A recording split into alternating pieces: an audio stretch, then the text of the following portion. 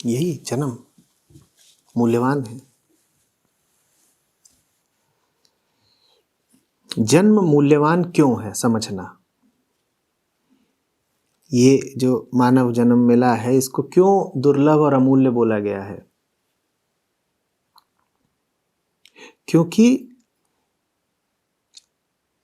इसमें संभावना है कि तुम एक बहुत ऊंचे तरीके से जी पाओ। आदमी अकेला है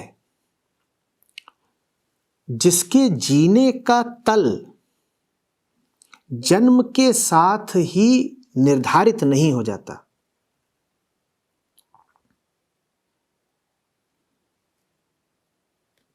कीड़ा कैसे जिएगा? जैसा पैदा हुआ है। और तुम कीड़े कीड़े में भेद नहीं पाओगे, हाथी हाथी में बहुत भेद नहीं पाओगे। ऐसा नहीं होगा कि एक हाथी गन्ना खाता है दूसरा लड्डू खाता है। मच्छर मच्छर में भेद नहीं पाओगे। सब मच्छर एक ही तल पर जी रहे हैं। मच्छर है तो खून ही पिएगा, लिमका नहीं। बता रही सोच। आदमी अकेला है जिसके सामने कई राहें फूटती हैं। वो ऐसे भी जी सकता है, ऐसे भी जी सकता है, ऐसे भी जी सकता है, और न जाने कैसे भी जी सकता है। कुत्ता कैसे जिएगा? कुत्ते ऐसा जिएगा। मच्छर कैसे जिएगा? मच्छर जैसे जिएगा।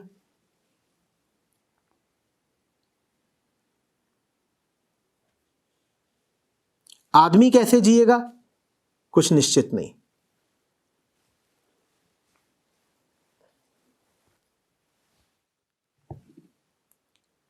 तो ऊंचे से ऊंचे तरह जीने की संभावना भी आदमी को उपलब्ध है, उसको दुर्लभ कहा गया है। इसलिए मानव जन्म को अमूल्य कहा गया है। जन्म लेना अमूल्य नहीं है, अमूल्यता है उस तल में। और जन्म लेकर तुम्हें ये मौका मिल जाता है कि तुम उस तल तक भी जा सकते हो। इसीलिए इंसान का जन्म भी कह दिया गया कि अमूल्य है। वो तल बाकी प्राणियों को अनुपलब्ध है। वो तल बाकी प्राणियों को उपलब्ध नहीं है। आदमी अकेला है जो जीते जी वहां पहुंच सकता है। इसलिए हीरा जन्म अमोल, और उसके साथ खतरा भी निहित है। कुत्ता अगर यहां पैदा हुआ है तो यहीं जिएगा और यहीं मरेगा। जैसे तुम्हें कोई पुण्यात्मा कुत्ता नहीं मिल सकता, वैसे ही तुम्हें कोई पापी कुत्ता भी नहीं मिलेगा। आदमी के सामने यही नहीं संभावना है कि यहां पहुंच जाए, यहां पहुंच जाए, यहां पहुंच जाए, यहां पहुंच जाए। आदमी के सामने संभावना यह भी है कि वो न जाने कितना नीचे भी गिर सकता है। संत जनों की दृष्टि आकाश की ओर है, तो इसीलिए उन्होंने सिर्फ ऊंची से ऊंची संभावना की बात करी। पर हकीकत यह है कि आदमी के सामने जीने की सिर्फ उच्च संभावनाएं ही नहीं होती, आदमी के सामने जीने की गर्हित से गर्हित, पतित से पतित, घटिया, अति कुत्सित संभावनाएं भी होती हैं। हर रास्ता खुला है। तो हीरा जन्म अमोल तो है, लेकिन उसमें झोल भी है। फिर वो ऊंची से ऊंची संभावना कौन सी, मतलब हम कैसे काउंट कर सकते हैं? तुम बस ये देख लो कि जिस तल पर अभी जी रहे हो, उससे थोड़ा ऊपर कैसे जा सकते हो, फिर थोड़ा और, फिर थोड़ा और।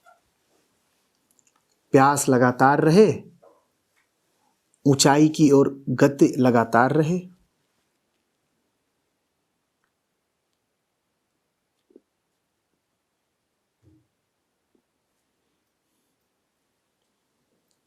ये वो खेल नहीं है जिसमें तुम जहां हो वहां बैठे बैठे तुम्हें उच्चतम के बारे में कुछ बातें बता दी जाएं।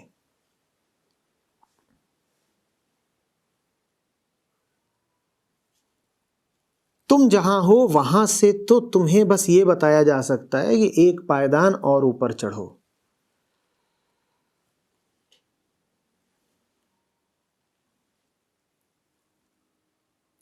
सीढ़ी के अगले सोपान पर कदम रखो।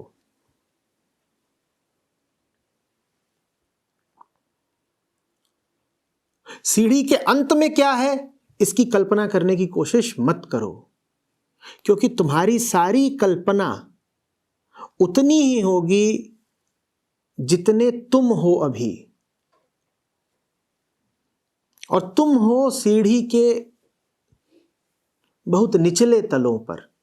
उन निचले तलों पर बैठ करके ऊंचाइयों की कल्पना अगर करोगे भी तो वो बड़ी निचली ऊंचाइयां होंगी।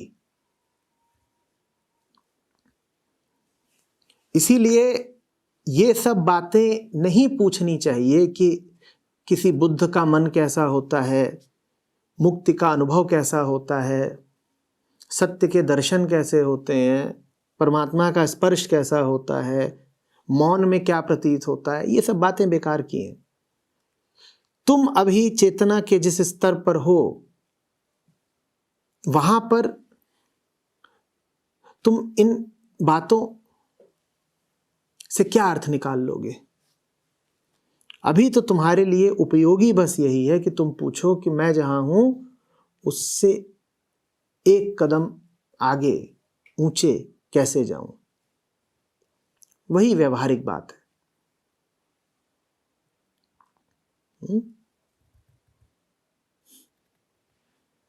सूरज है, बहुत ऊपर है।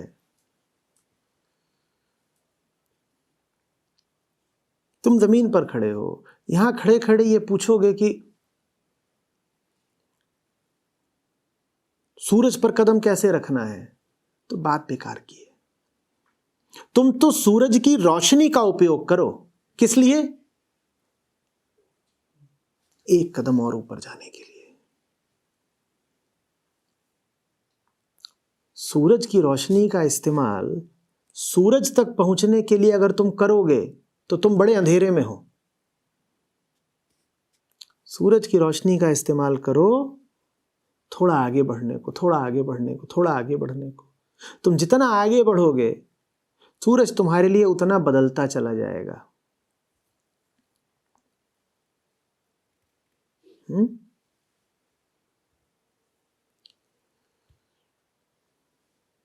हम तो निशाना ही सीधे परम मुक्ति पर साधते हैं।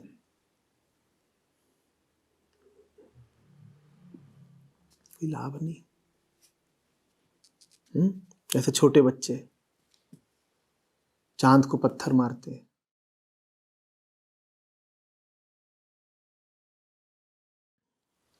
कोई और विकल्प नहीं है। साकार का एक रूप निकलता हो मन से तो दूसरे रूप को आने दीजिए, फिर तीसरे रूप को आने दीजिए, चौथे को आने दीजिए। जैसे घर की आपको अहर्निश चौकीदारी करानी हो तो एक गार्ड की जब पारी खत्म होती है तो दूसरा आ जाता है, फिर तीसरा आ जाता है, चौथा भी आ सकता है।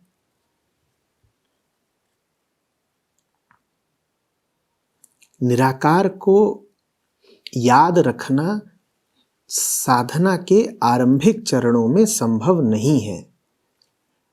आपको शुरुआत साकार से ही करनी पड़ेगी।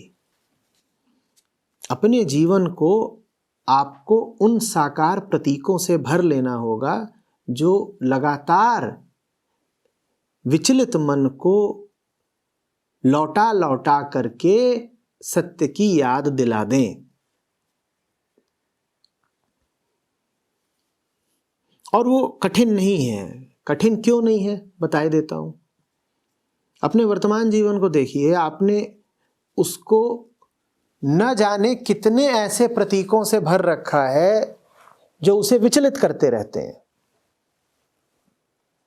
विचलन के अगर हम इतने उपकरण तैयार कर सकते हैं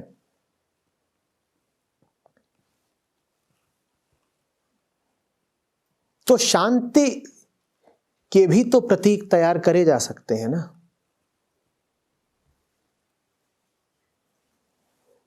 घर की दीवारों पर आप उत्तेजक चित्र भी लगा सकते हो और घर में आप महादेव की मूर्ति भी स्थापित कर सकते हो। जब उत्तेजक चित्र से तुम्हें उत्तेजना हो ही जाती है, जानते हो तुम कि चित्रों का तुम्हारे चित्त पर प्रभाव पड़ता है, तो चित्रों का ही सदुपयोग भी कर लो ना। घर को ऐसे चित्रों से भर लो जो चित्त को निर्मल रखे। भली भांति जानते हो कि कुसंगति का तुम पर असर पड़ता है।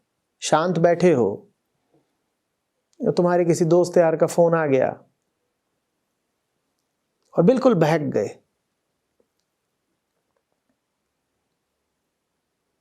खो गया ध्यान, बह गई शांति। अच्छी तरह जानते हो तुम कि एक घटिया फोन कॉल तुम्हारे मानस के साथ खिलवाड़ करके चली जाती है। तो फिर ऐसों की संगति कर लो ना जो विचलित मानस को शांत भी कर पाए। क्योंकि इतना तो तुम पता कर ही चुके हो कि संगति से प्रभावित तुम होते हो। जब संगति से प्रभावित होते ही हो तो उस प्रभाव की सही दिशा निर्धारित कर लो। यही होशियारी है।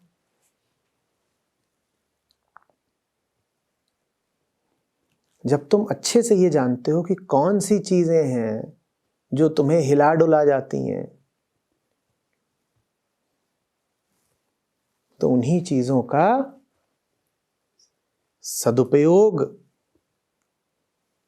अकंप रहने के लिए भी कर लो। जो कुछ हमें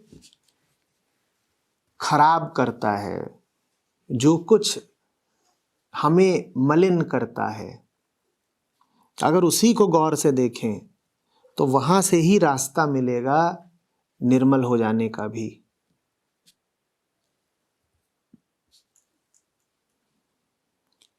किसी को सुन सुनकर बर्बाद हुए थे ना, तो फिर श्रवण का ही और कानों का ही उपयोग कर लो आबाद होने के लिए भी।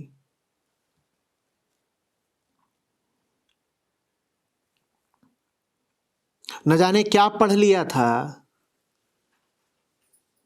कि बुद्धि भ्रष्ट हो गई, तो फिर पुस्तकों का ही उपयोग कर लो बुद्धि को सतपथ पर लाने के लिए भी। ऐसा तो नहीं है कि किताबें सिर्फ खराब ही करती हैं। सही किताब चुनो।